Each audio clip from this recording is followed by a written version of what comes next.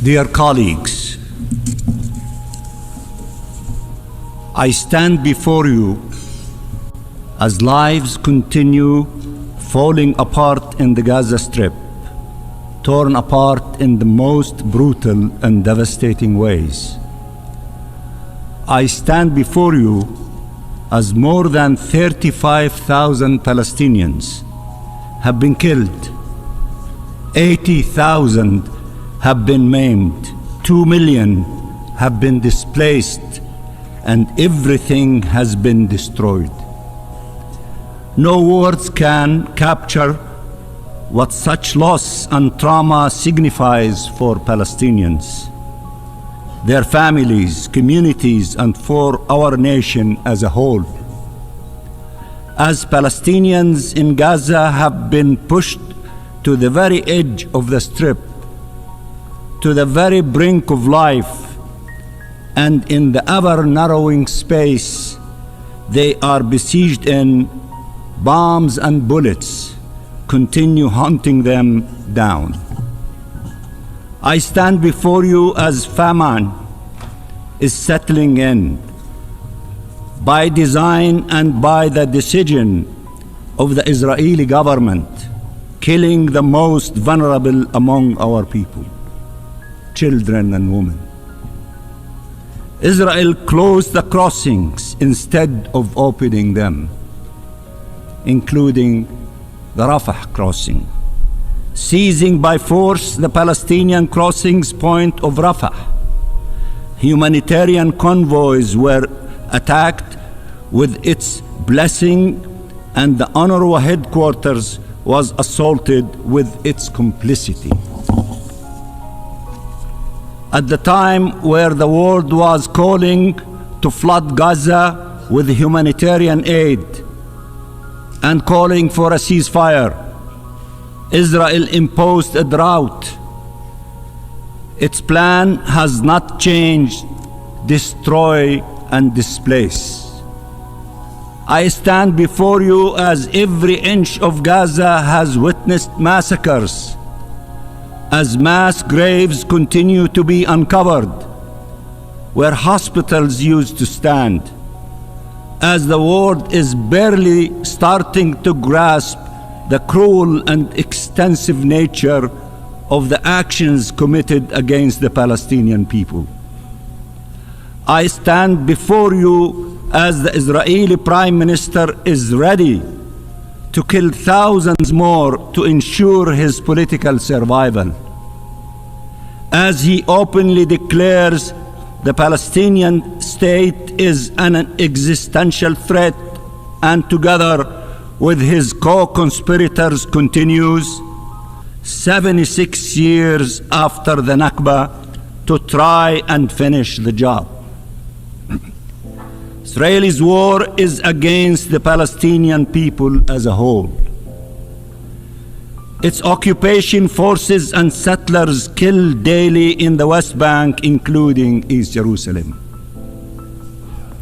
Its bulldozers displace Palestinian communities and demolish Palestinian homes everywhere. I have heard many praise the resilience of the Palestinian people, and we are resilient. But no nation, no family, no person should have to endure such suffering for so long. Such injustice, from birth to premature death, one generation after the other. No parents should know such fear, such powerlessness. No children should have to suffer in their flesh what Palestinian children are experiencing.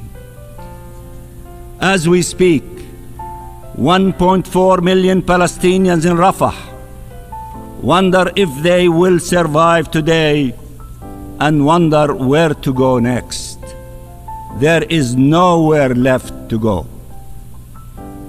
Mr. President, I have stood hundreds of times before at this podium, often in tragic circumstances, but none comparable to the ones my people endure today. I have stood hundreds of times before at this podium, but never for a more significant vote than the one about to take place, a historic one. We faced and continue to face attempts to push us out of geography and out of history, but by forcible displacement, subjugation, or death, or to say it in even clearer terms, by ethnic cleansing, apartheid, or genocide. Against all odds, we survived. Our flag flies high and proud in Palestine and across the globe and on the campus of Columbia University. It has become a symbol raised by all those who believe in freedom and is just rule. By all those who can no longer stand idly by in the face of such utter injustice. It is true that we will not disappear, but the lives lost cannot be restored. The marks, visible and invisible, left by this horrific assault that has yet to end on bodies and souls, on families and communities, on each single Palestinian in the Gaza Strip, can never be truly conveyed. We did not write the UN Charter. We did not enact international law. We just demanded to see them applied to us, and have been until now denied their protection. As the campaign to displace and destroy the Palestinian people reaches its ultimate levels, you can decide to stand by the right of a nation to live in freedom and dignity on its ancestral land, to stand with peace, which requires the recognition of our rights, not their continued denial. Or you can stand on the sidelines of history, or worst, obstruct its natural path forward. Mr. President, I have sat in these halls next to liberation movements who, one by one, finally took their rightful place in this august chamber, and again, without a doubt, the day will come where Palestine will take its rightful place among the community of free nations. Occupation and colonialism and death and destructions are not our fate. They are imposed on us, but freedom is our sole destiny. We share with many nations represented in this hall the suffering they endured, the struggles they led, the dreams they had. You have been witnesses to the story of Palestine, and you can only look at it from the prism of your own people's journeys towards liberation. Liberation so life can prevail. Liberation so peace can prevail. We want peace. We want freedom.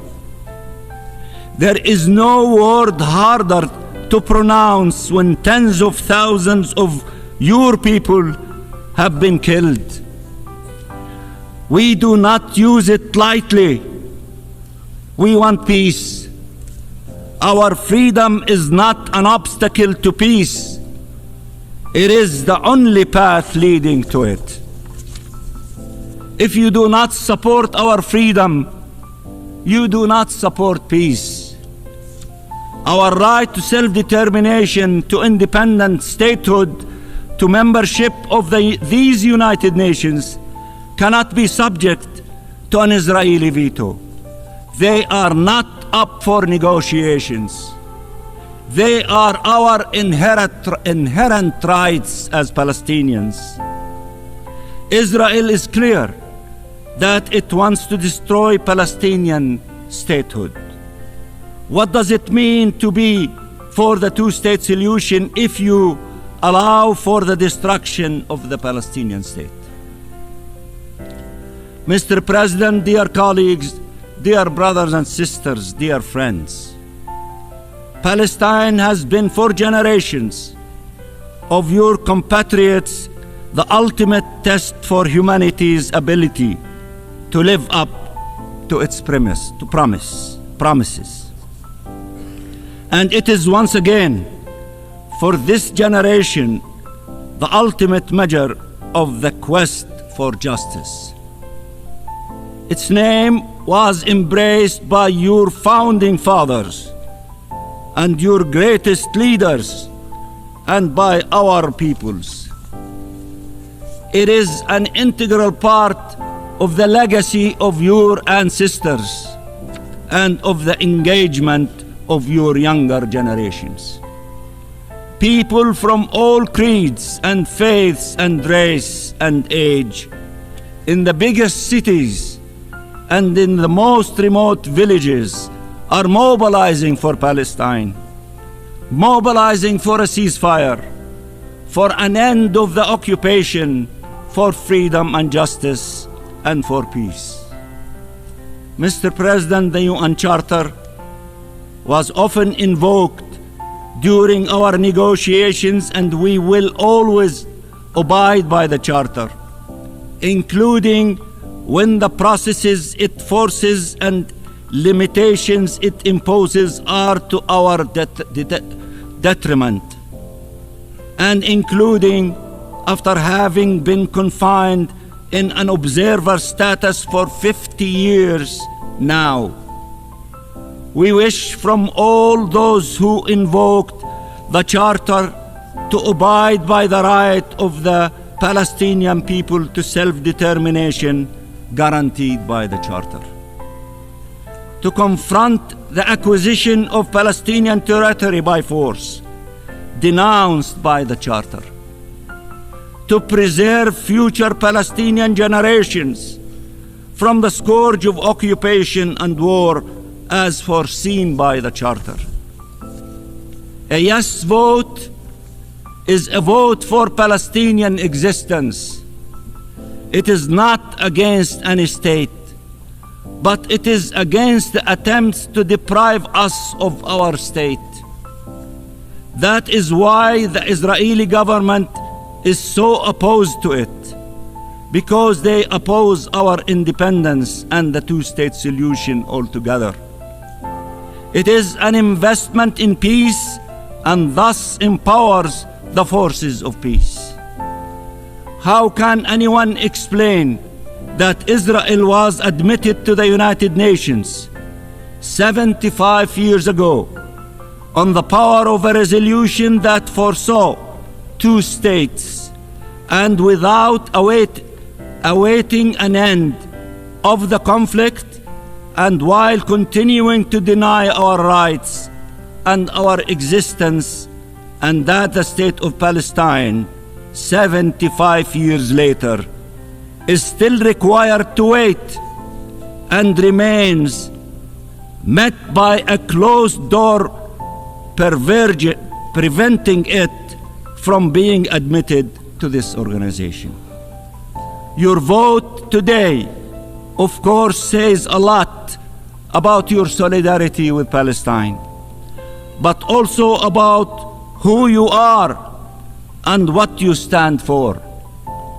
It matters, and I know an overwhelming majority of you will stand again with the Palestinian people in their hour of need, and you will stand for just and lasting peace for the benefit of all.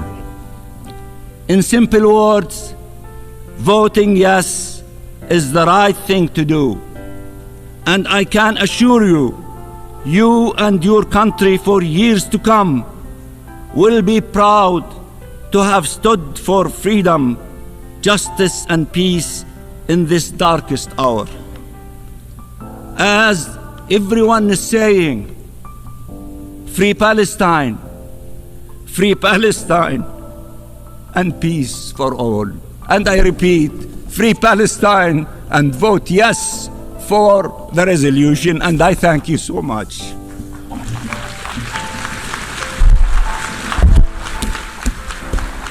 Thank you, Mr. President. Over 85 years ago, as World War II began, a force of sheer evil rose up with the goal of dominating the planet through genocide and destruction.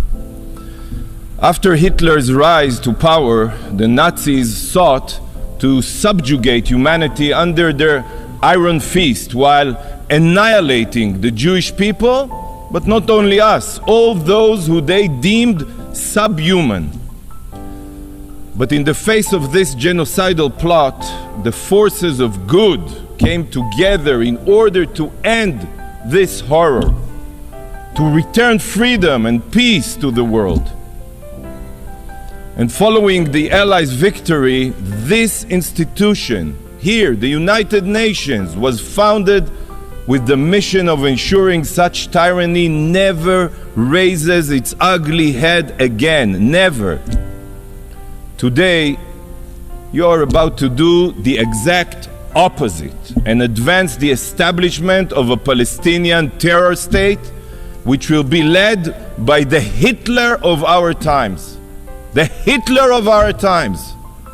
In the 1940s, the world united to destroy a murderous regime. Yet today, with sick and twisted irony, the very body established to prevent evil is now welcoming a terror state into its ranks. What would Churchill say if he were alive today? What would Roosevelt think? They are turning in their graves, turning in their graves. This week, only this week, Israel commemorated Yom HaShoah, Holocaust Remembrance Day. And it is during our sacred week that this shameless body has chosen to reward modern-day Nazis with rights and privileges. As Israelis mourn the Jewish babies burned in the crematoria, you here at the UN usher in the collaborators of the Israeli babies burned on October 7th. How can you be so blind? Is it your political interest? Are these your distorted values? Are you being threatened by diplomatic terror of the Palestinians and their collaborators? There are many here.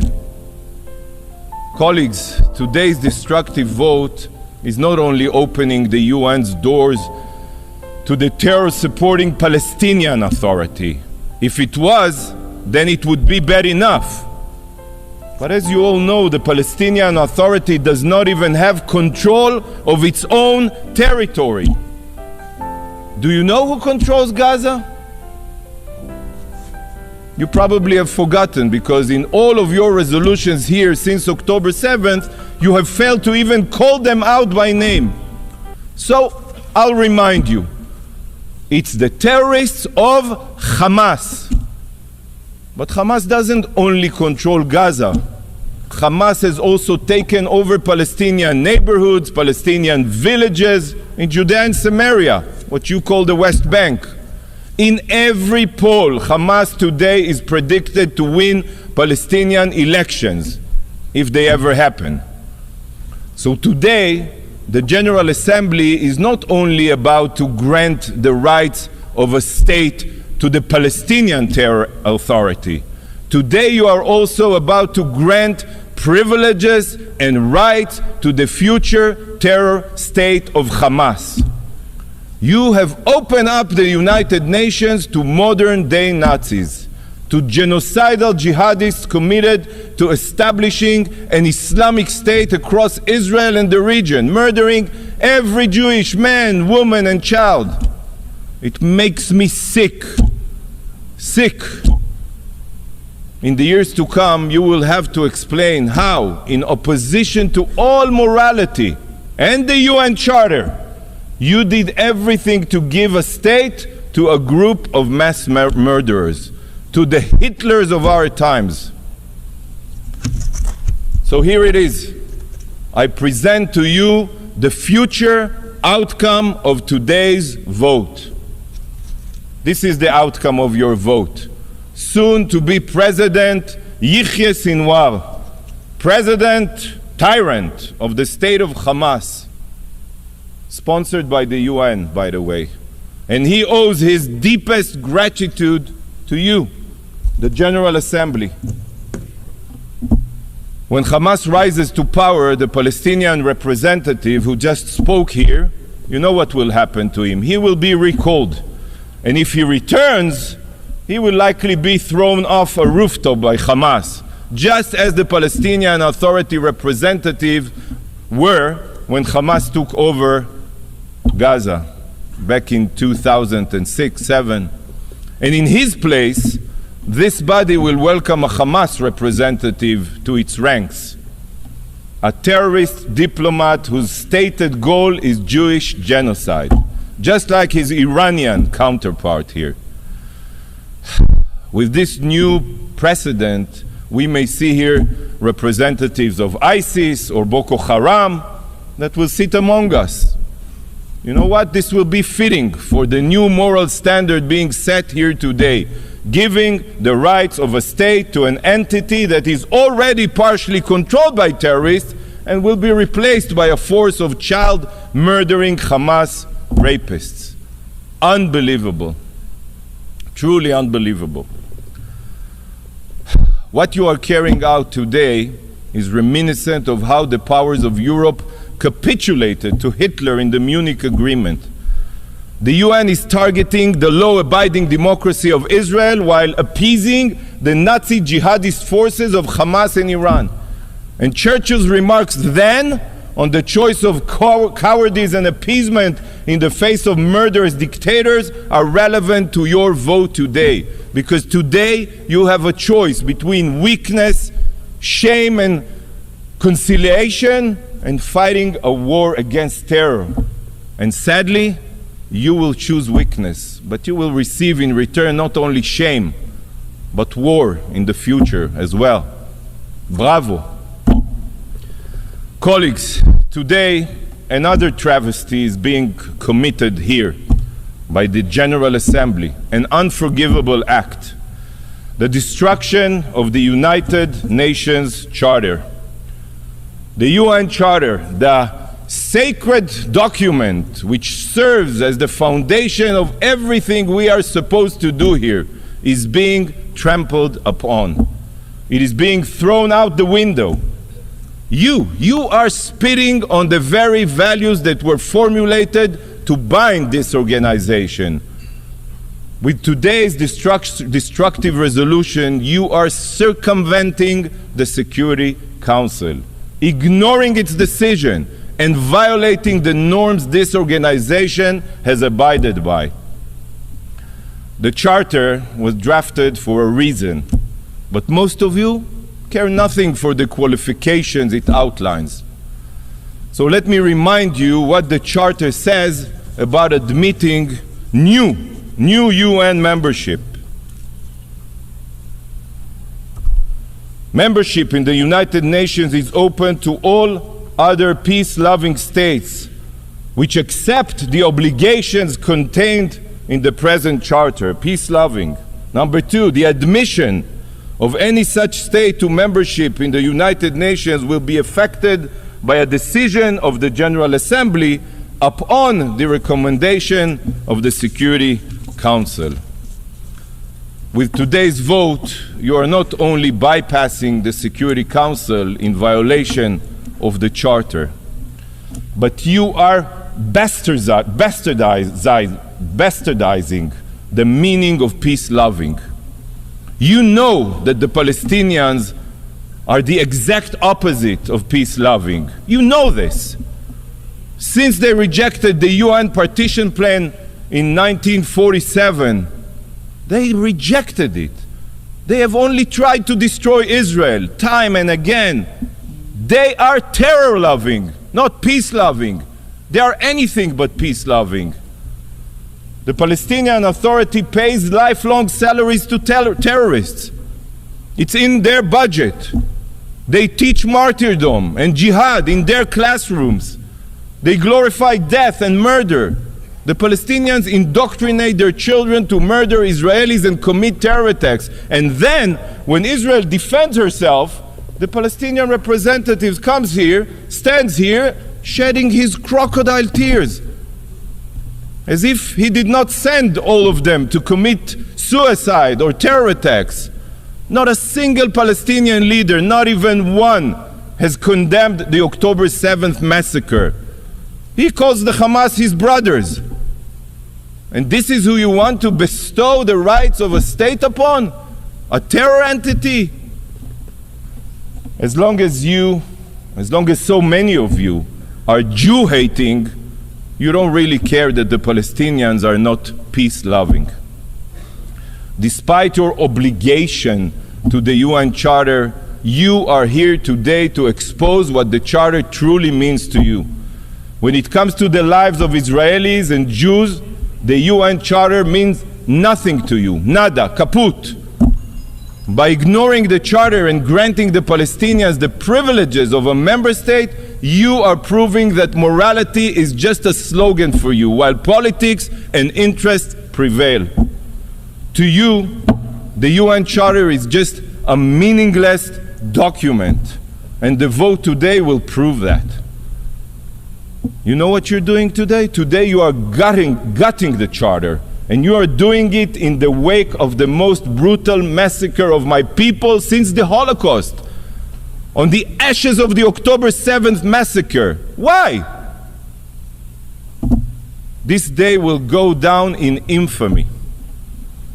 The UN, an organization that was established in the aftermath of the systematic murder of 6 million Jews, pays no heed to its founding charter and is advancing another genocidal regime that threatens the existence of the Jewish people.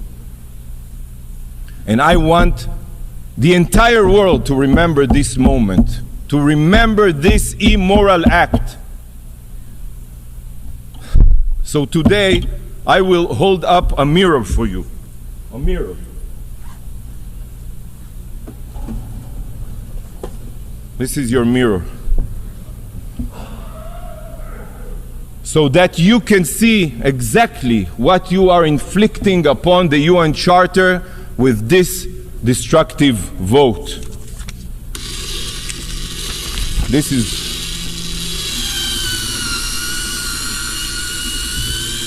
you are shredding the UN Charter with your own hands. Yes, that's what you're doing, shredding the UN Charter. Shame on you. Thank you, Mr. President. What we witnessed at the UN wasn't just a piece of paper being torn. It was a symbol of the deepening divide between Israel and Palestine. As Palestine pushes for recognition and Israel pushes back, the battle isn't just in Gaza or the West Bank. It's on the global stage, in every diplomatic hall and every headline. The question remains, will this tear in the UN Charter mark a turning point in history, or is it just another moment in an endless conflict? One thing is clear, the world is watching